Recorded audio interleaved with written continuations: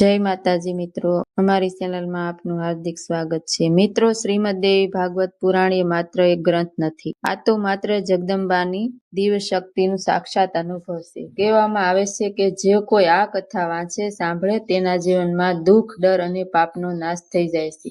ખાસ કરીને નવરાત્રિમાં આ કથા સાંભળવાથી માતાજી પોતાની ખાસ કૃપા વરસાવે છે। એક વખત મહાન ઋષિ મુનિઓએ મહર્ષિ સૂતજીને વિનંતી કરી કે હે મુનિ, અમને એવી કથા સંભળાવો જે માણસને ભક્તિ અને શક્તિ મોક્ષ આપે। સૂતજીએ સ્મિત કરી કહ્યું કે દેવી ભાગવતથી મોટી કોઈ કથા નથી।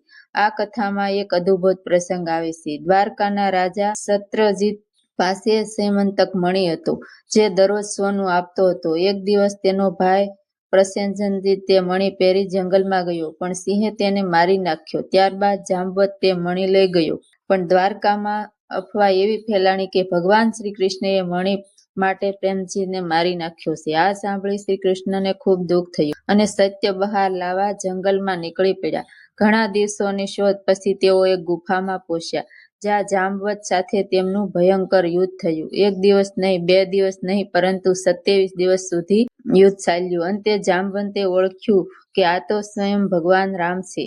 તેમણે માફી માંગી અને મણિ સાથે પોતાની દીકરી પણ શ્રી કૃષ્ણને સોંપી।